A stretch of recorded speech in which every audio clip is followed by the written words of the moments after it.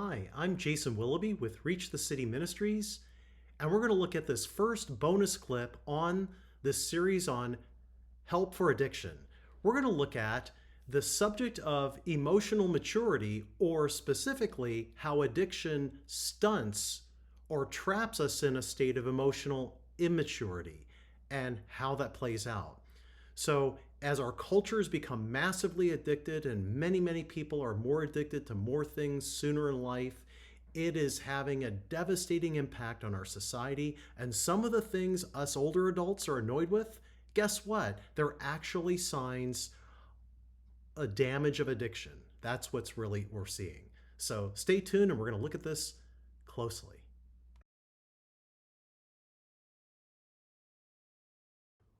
What is emotional maturity? Well, a good place to look in the Bible that paints a picture of what emotional maturity looks at is the wise man in the book of Proverbs.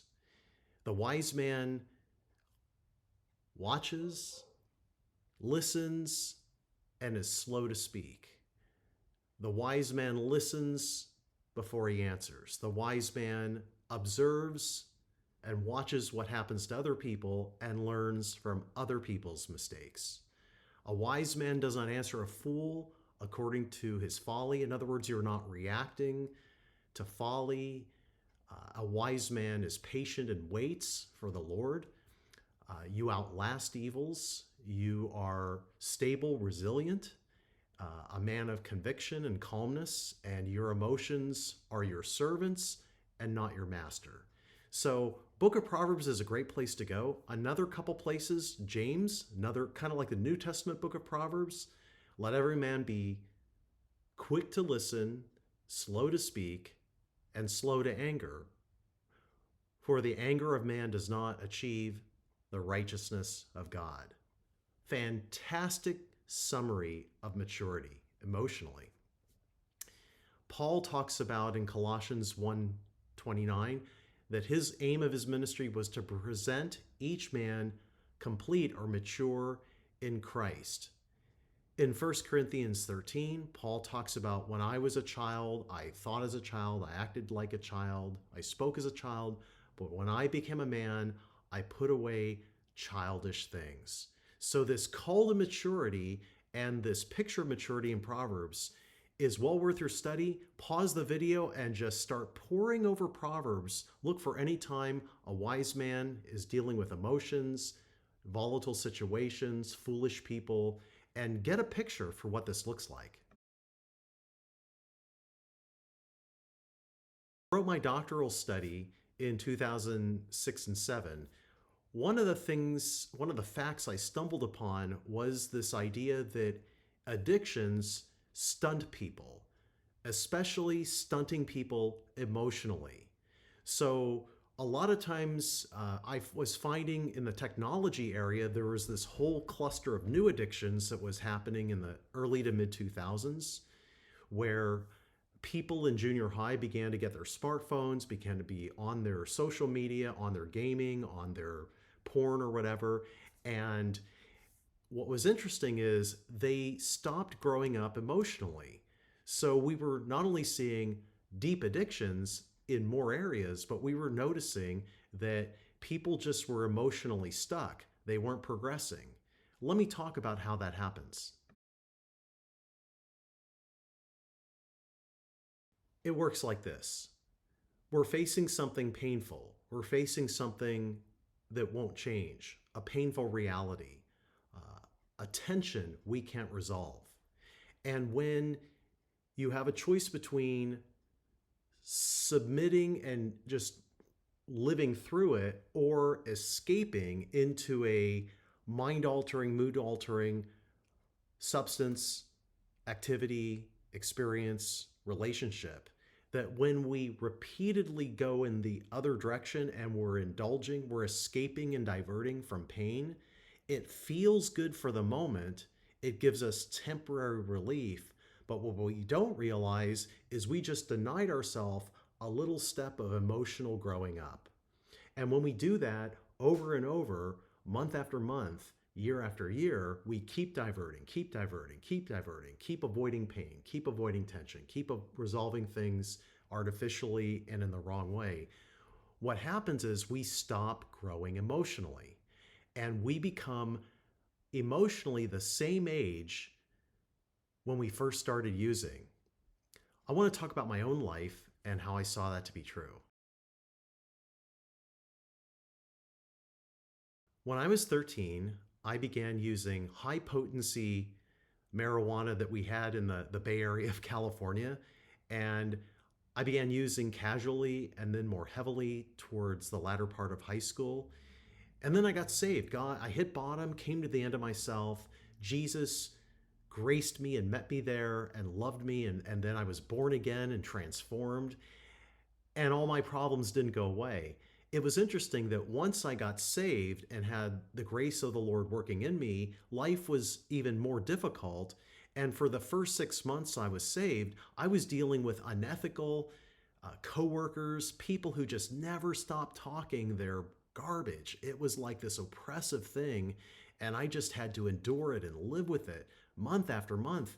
And it was I was just thinking, why is this happening? And then I was behind some aisle working on stuff, and my dad came into the hardware store and he was talking to the owner of the store, and the owner said, "Boy, Jason's really done a lot of growing up in the last 6 months." And I went, "Ah, that's what this is all about. I'm on a crash course in growing up." You see, because I was stunted emotionally for 5 years, I had a lot of ground to cover to catch up to my peers. And by God's grace, He was accelerating that by giving me difficult, tormenting, oppressive stuff that I couldn't fix or change, and I just had to keep walking through it. So, gentlemen, this is my life story too. And I just wanted to share that with you before we talk a little bit about signs and symptoms of emotional immaturity.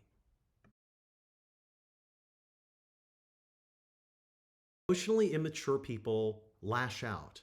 Their emotions are unregulated. If they think it, they say it. If they feel it, they do it. There's like no filter. They just impulsive. And so they walk away really easily. Instead of facing things, they just quit. They leave. They run.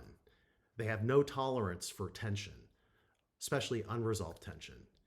Uh, they um, they can't live with unresolved pain and tension. They want instant solutions, quick fixes, uh, right now magic, get it done now. And that's not how life works. So there's a lot of unreality to emotionally immature people.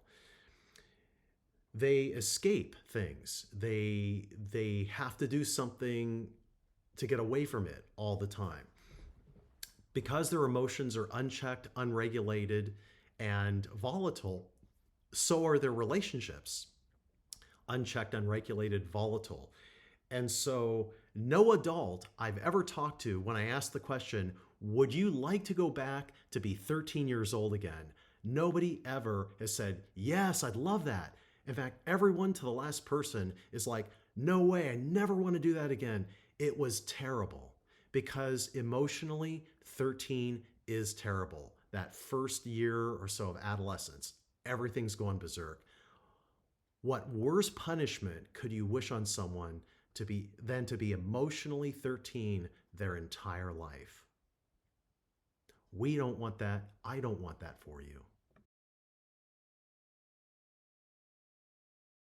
I'd like to say that the crash course in emotional growing up fixes everything right away, but there are layers, there are stages, there are phases of growth where God puts us through different things. Another story is when I was studying all these books on addiction and giving deep thought and writing my dissertation, I stumbled across an idea called reactivity, reacting to things and then reacting to the reactions of others. In a fear dominated group, people are always reacting and then reacting to the reactions of others, and then they react to the reactions, and on and on and on and on it goes. It's terrible. It's toxic. It's volatile. It's feuds and fights and people going off and on the littlest things. What a terrible way to live. So I realized, wait a minute, I'm reactive. I react to the reactions of people. And I ask the Lord to help me to do another level of growing up, which is whenever I reacted, to show me why that happened. What inside of me was the landmine someone could step on? What was the button they could push so easily? What was the chain they could pull? And the Spirit of God, every time I asked, within 24 hours, the dots connected and went, oh, that's where that comes from. And once it was in my conscious mind, I could pray about it, process it, and those things began to lose their grip and their power to evoke fear, and I became less reactive, calmer, able to stay with things that are difficult because there were less buttons, the buttons were smaller, and they were harder to push. So, another part of emotional growing up is study your reactions. Don't just react to the same way over and over and over again without any insight. Take a break, get alone, and ask God, what's going on? Why did I react? Other people weren't bothered. It bothered me so much. Why? He will be faithful. He will answer you. A little summary because it's so good. I don't want to forget anything here. By abstaining from our escapes, by exposing and exploring our reactions so we can find healing, and by living with unresolved tension and pain, we grow in our emotional maturity. We become less impulsive and more stable, less reactive and more serene. We're able to not react, to shut our mouths instead of saying everything and anything we think, to deny our destructive impulses and put our emotions in the place of a servant instead of our master. Do you want to stay the same emotional age you were when you began using? Do you want to stay that age emotionally your whole life? If you choose to use whatever porn or substance or experience, you're answering yes. I want to stay emotionally, perpetually immature. And even if you answer no, I don't want to end my days emotionally 13. I want to grow up. Lord, help me. Then understand that when you begin to quit using, when you begin to abstain from that thing that has you by the throat, when you're in recovery, understand the first 6 months are likely to be very difficult. You're going to have a lot of things, a lot of tensions, a lot of painful things you can't stop, can't fix, can't relieve. And that's why relapse is so easy. But if you just understand what's going on, that the Lord is giving you a crash course in emotional maturity, and if you just remain calm and press through those things, don't react, gain insight, guard your mouth, don't just say it because you think it or act on it because you feel it, but keep pressing into that mature book of Proverbs man, you'll find yourself very, very, very glad you endured the pain because you're growing up. My friends, that's what all of us want for you. We don't want you to join the ranks of immature, stunted emotionally men.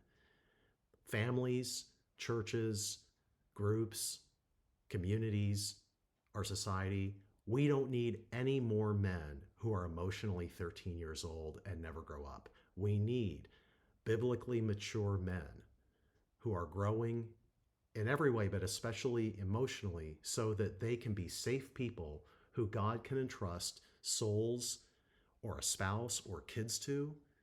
Trust me, you want every bit of emotional maturity that you can possibly get. And I urge you, as part of your recovery, to keep that in mind and never let that go. Thank you. I think we'll do one more on toxic group dynamics next one. See you soon.